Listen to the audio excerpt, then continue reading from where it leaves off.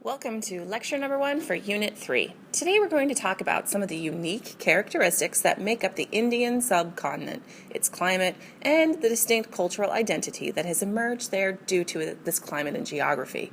First of all, what is the Indian subcontinent and where is it located?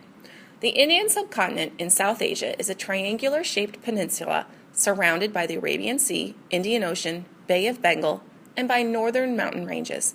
The word subcontinent means a large landmass smaller than a continent. There are 8 countries contained in the Indian subcontinent, including India, Pakistan, Afghanistan, Bangladesh, Nepal, Bhutan, Sri Lanka, as well as the island nation called the Maldives. The subcontinent is characterized by many landforms which include the northern mountains, northern plains, and the Deccan Plateau region. The northern mountains of the Indian subcontinent include the Himalayan mountains and the Hindu Kush mountains.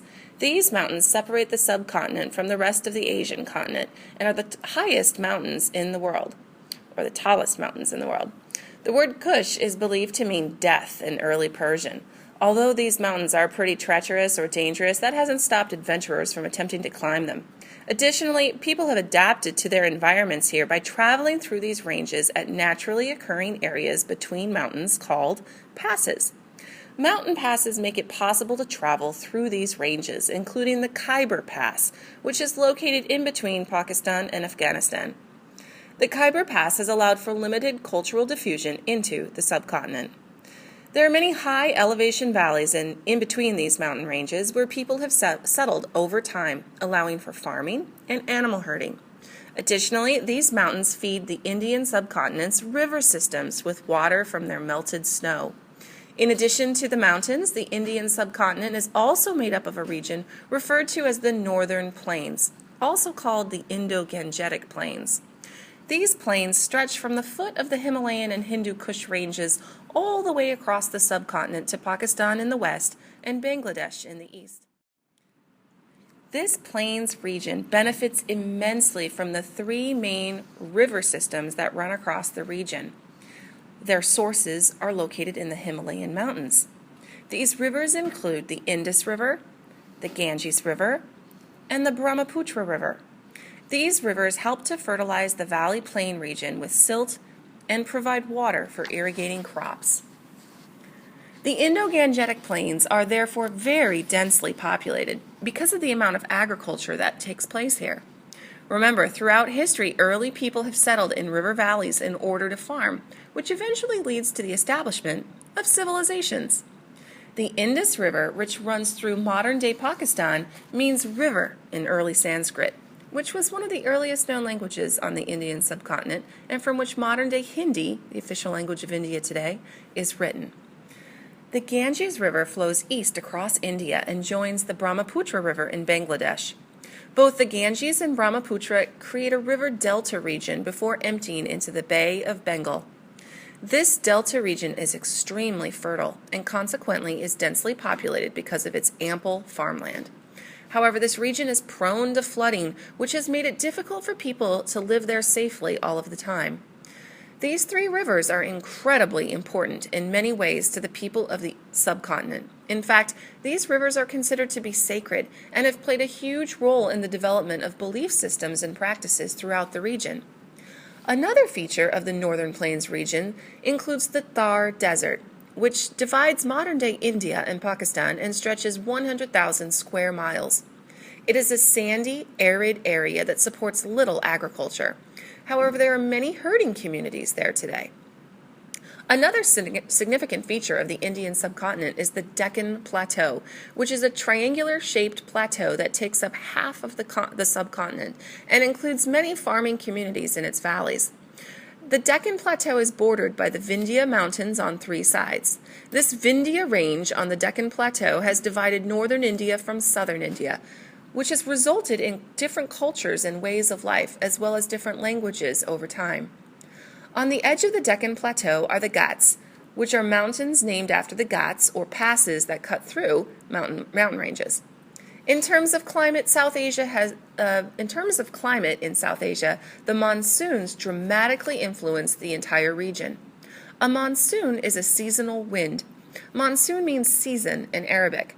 There are two different climate patterns relating to monsoons: the wet monsoon in the summer and the dry monsoon in the winter. What does this mean? Well, it's all part of the monsoon cycle, which includes a dry season and wet season. When the air is hot during the summer months, the air rises across the subcontinent and creates a wind pattern that brings massive amounts of rain. During the winter months, the winds switch direction and blow back towards the ocean, creating a much milder climate with little or no rain. The monsoons throughout the Indian subcontinent have a profound effect on people's lives. Why? Well, if the wet monsoon comes too late, crops will wither in the sun and die, and people starve. If they bring too much rain at one time, they can cause flooding, which results in crops getting washed away. The monsoons are so important to the people of South Asia that much literature reflects this natural phenomenon. Perhaps nowhere is this more evident than in Bangladesh, a small nation located to the east of India, which is one of the most densely populated and poorest nations in the world. Most people inhabit an area of land that is in between the Ganges and Brahmaputra rivers due to the extremely fertile soil, which is depended upon by these people for farming. The key problem in this region is elevation. Because it's not above sea level in this area, it is prone to flooding. This area is also prone to cyclones, which is very similar to Tornado Alley in the Midwest of the United States. See, these cyclones create hurricane-like conditions along the river delta region, or like tornadoes in the river delta area.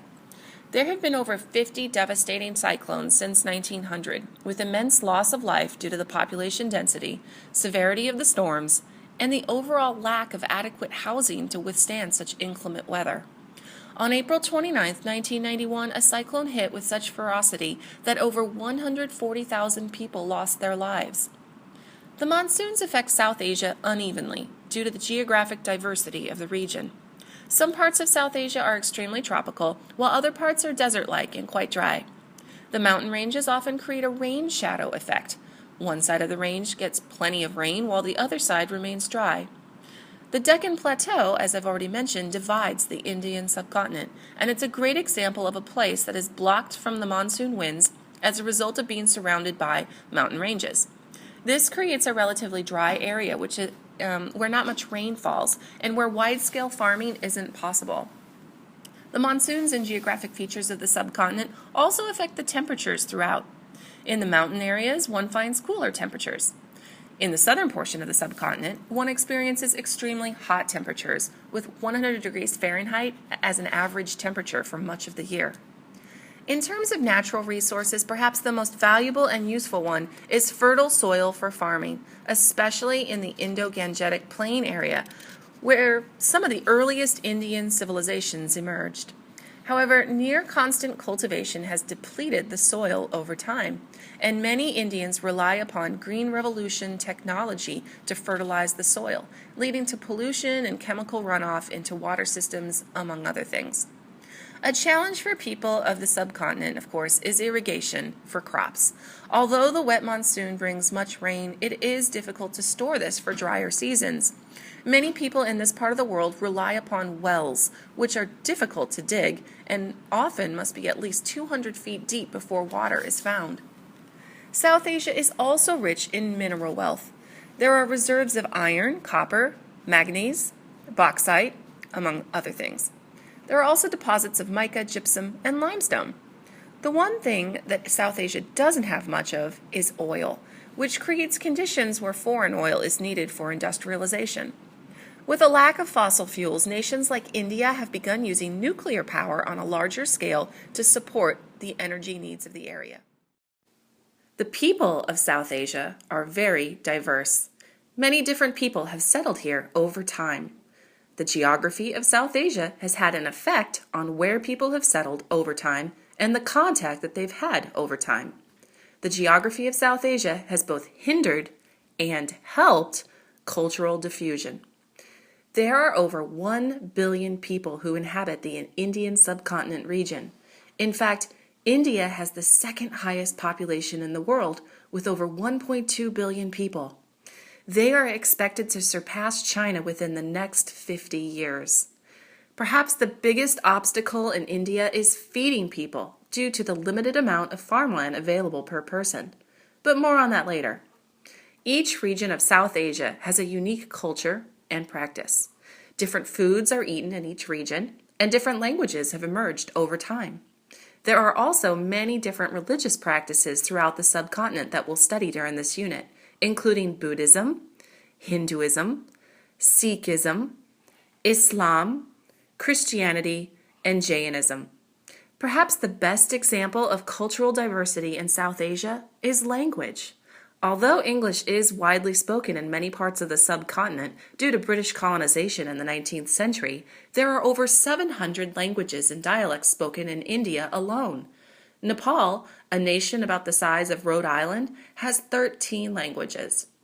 A dialect is defined as a regional version of a language with its own words, expressions, and pronunciations.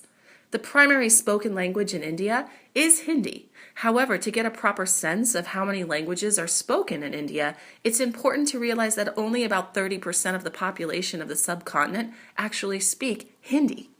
In addition to the many languages and dialects, many of these also have their own scripts or forms of writing. The scripts of the subcontinent include Bengali, Devangiri, Gujarati, and Telugu. I probably mispronounced one of those, sorry. The Indian currency, called the rupee, is printed in many different scripts for this very reason. Thanks for listening. Bye.